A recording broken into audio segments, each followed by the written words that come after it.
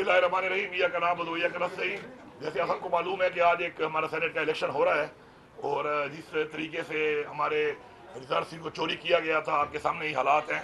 एक बड़ी ज्यादती हुई है। पहले हमारा मैंडेट चोरी किया गया 8 फरवरी को, उसके बाद फिर इस तरीके से 1.5 साल तक हमारे इलेक्शन नहीं हुए सेनेट के। उससे पहले हमारी रिजर्व सीट छीन ली गई। तो अभी ये फिर हमारे कोई लोगों को इन्होंने नाजायज सजा दी है, जो बहुत बड़ी ज्यादती है हमारे MNAs को, सेनेटर्स को। और मैं ये डिमांड करूँगा अदलिया से, अदलिया अपना किरदार अदा करे। और क्योंकि सारी कौम ने और हमने सब ने जो है अपने आइन को देखना है और अपने आइन का तहफ़्फ़ुज़ हमारी अदलिया ने करना है। तो मेरी अदलिया से रिक्वेस्ट है कि आप फ्रंट पे आएँ, अपना वो रोल जो आइन के मुताबिक आपने अदा करना है इस कौम के लिए, इस कौम में कानून की बालादस्ती के लिए, आइन की बालादस्ती के लिए। तो भरपूर तरीके से अपना किरदार अदा करेंगे। जिस तरह के हालात चल पड़े हैं, ऐसे हालात में मुल्क को बड़े चैलेंजेस हैं, फिर हमारे सूबे पख्तूनख्वा को बड़े चैलेंजेस हैं। तो मैं समझता हूँ कि जब तक तमाम इदारे अपने डोमेन में रह के सही तरीके से काम नहीं करेंगे तो हम इन चैलेंज का मुकाबला नहीं कर सकते। तो हमें हर चीज़ से बालातर होकर अपने अपने जितने भी इदारे हैं उन्होंने अपना वो जो फ़राइज़ हैं वो अंजाम देने हैं, जो उनको आइन के मुताबिक देने चाहिए और जिसके लिए उनको तनख्वाह मिल रही है, मराहत मिल रहे हैं और जिसके लिए उनको उन मनसब पे बिठाया गया है। और आखिर में ये भी कहूँगा कि जितना बड़ा मनसब मिलता है उतना बड़ा सवाल भी होगा। तो जो कि हम मुसलमान हैं तो बहैसियत मुसलमान मैं उनको ये कहूँगा कि आपने कल इसका जवाब देना है। जिस मनसब पे आप बैठे हैं इसका सवाल आपसे होगा और आप जवाब दे हैं, ये हमारा ईमान है। तो अपने जहन में कोई भी काम करते हुए, फैसला करते हुए ये जहन में रखें कि आप जवाब दे हैं इसके लिए। जी क्वेश्चन है तो बता दें। ये बताएं कि बानी चेयरमैन से कोई मुलाकात का प्रोग्राम है या नहीं? बानी चेयरमैन से मुझे मुलाकात वैसे भी नहीं छोड़ते थे कितने महीने। तो अभी तो फिलहाल हमारे CM साहब जो हैं सुहेल अफरीदी साहब, उनकी मुलाकात हो रही है, बड़ी बात है क्योंकि उनका मिलना ज़रूरी है, क्योंकि उन्होंने उनसे मुशावरत करनी है। और ज़ाहिर बात है हमारे पार्टी के जो हमारे कायद हैं, हमारे चेयरमैन हैं, लीडर हैं इमरान खान साहब, उनकी हुकूमत है, उनका आवाम का उनको मैंडेट दिया है। तो उन्होंने अपनी एक लाइन जो है, एक पॉलिसी, एक विजन के मुताबिक इस हालात को देख के अपने चीफ मिनिस्टर को ज़ाहिर बात है ब्रीफ करना होगा। तो उसके लिए मेरे ख्याल में सुहेल अफरीदी साहब की जो है मुलाकात फ़ौरन करा देनी चाहिए, ताकि वो बैठ कर डिसीशन करके अपनी पार्टी पॉलिसी अपने लीडर से पूछ कर उसके मुताबिक वो अपने सूबे के जो मामलात हैं उनको बेहतर तरीके से चलाने के लिए जल्द अज जल्द इक़दाम शुरू कर दें।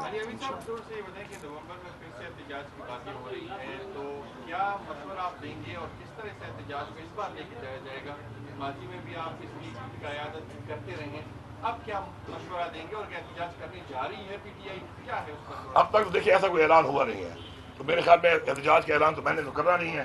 तो अगर होगा तो सारी बात है कि हमारी पार्टी की पॉलिसी में पुरअमन एहतजाज जिस तरीके से पहले भी हमने हमेशा किया है और हमारा आईनी हक है, तो वो अगर हमें कॉल मिलेगी सारी बात है उसको लबैक करके हम सब ने उसके ऊपर अमल दरामद करना है। लेकिन जो पिछली दफ़ा या उससे पहले हमारे साथ हुआ है कि जिस तरीके से हमारे पहले हमारे ऊपर इन्होंने हमलावर होकर हमें ज़ख्मी किया, हमें रोका, बार बार रोका, और फिर आखिर में जिस तरह 26 नवंबर जो है उसके अंदर हमारे लोगों को गोलियां मार के शहीद किया गया, ज़ख्मी किया गया, और उसके बाद हज़ारों लोगों पे FIR काटी गई और अभी तक वो FIR चल रही हैं। हमारे पार्लियामेंटेरियन पे भी हैं, हमारे वर्कर पे भी हैं, कई वर्कर जेलों में थे, जमानते होंगे, अब दोबारा उनका ट्रायल शुरू हो गया। तो मैं समझता हूँ कि एक पोलिटिकल प्रोसेस के अंदर इस तरह का जब कोई अमल कोई भी इदारा करता है या कोई भी हुकूमत करती है, एस्टेब्लिशमेंट करती है, तो उससे अवाम में और हुकूमतों और इदारों के दरमियान में एक नफरत पैदा होती है और एक गैप पैदा होता है। तो इस गैप को ख़त्म करना ज़रूरी है, क्योंकि सियासत जो है वो एक ऐसा अमल है कि उसमें किसी ने जीता है और किसी ने हारना है। अब वो चाहे वो हार कोई फॉर्म 47 से भी करा दे या वैसे करा दे, लेकिन जो जीत गया और हार गया तो आखिर में असम्बली एक बन जाती है और वो असम्बली जो है आइन के मुताबिक काम करती है। तो आगे बढ़ना चाहिए और आगे बढ़कर अगर किसी भी तरीके आपको किसी मनसब पे बिठा दिया गया है तो आपका फ़र्ज बनता है कि आप आइन के अंदर रहते हुए अपने उन लोगों को अपने फंडामेंटल राइट्स दें। फंडामेंटल राइट्स देना आपकी जिम्मेदारी है, लेकिन इस वक्त मुल्क में न तो रूल ऑफ लॉ है, न फंडामेंटल राइट्स हैं, न कोई यहाँ पे आइन नज़र आ रहा है।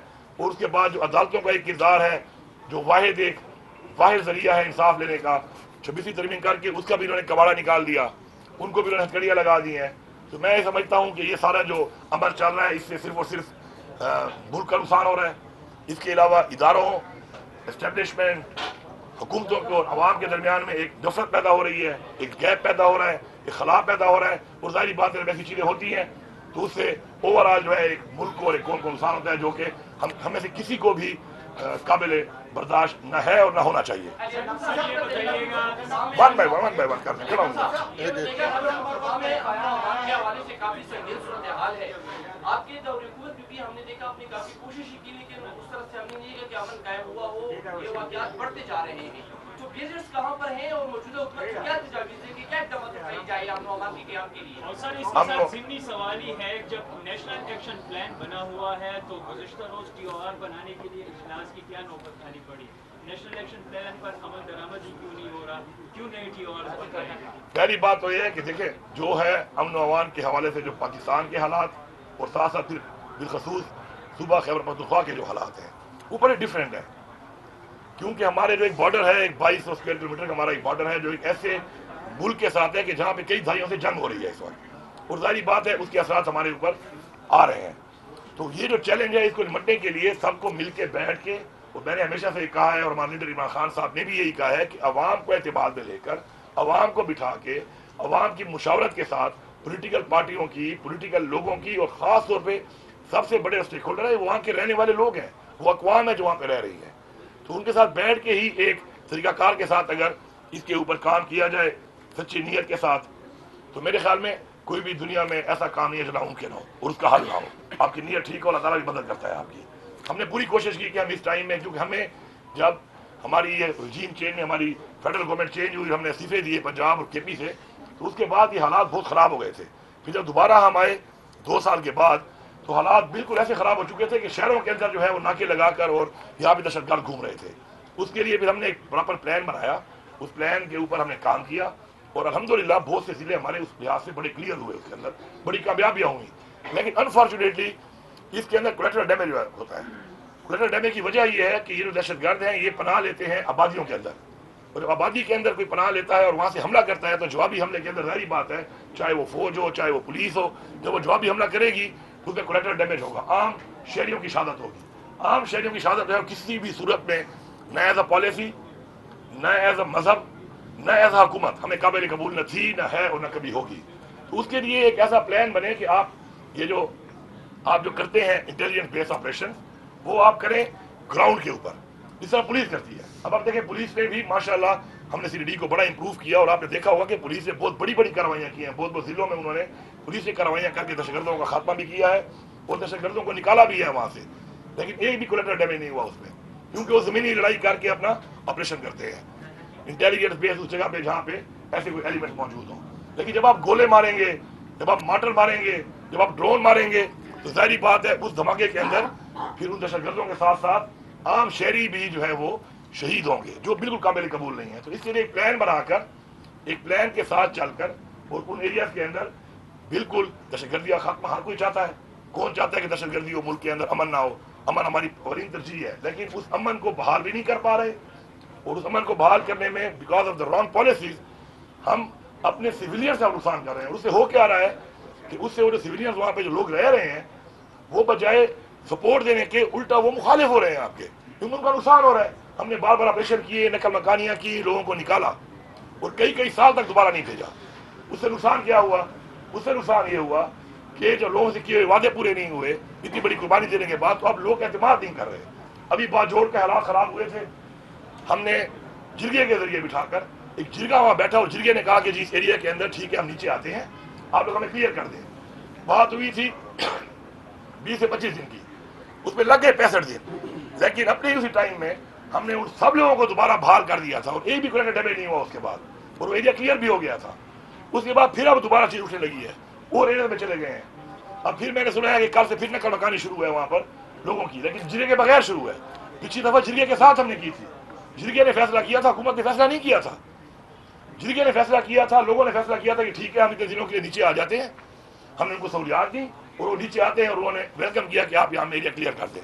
لیکن اب رسی نکالنے والا جو کام ہے، جب رسی ان کو نکال رہے ہیں وہاں سے، پھر ان کے لیے وہ ارینجمنٹ بھی نہیں کرتے آپ، پھر وہ کرنی چاہیے ان کے لیے. تو میرے خیال میں اس طریقے سے ڈنڈے کے زور پر جو آپ کریں گے تو عوام کا تعاون بھی ساتھ نہیں ہوگا اور عوام کے اندر پھر خدشات بھی بڑھیں گے، عوام کے تفضیلات بھی بڑھیں گے، اور اس طریقے سے کامیابی بھی جو پہلے سے تجربات ہم کر چکے نہیں ملی تو آگے بھی نہیں ملے گی.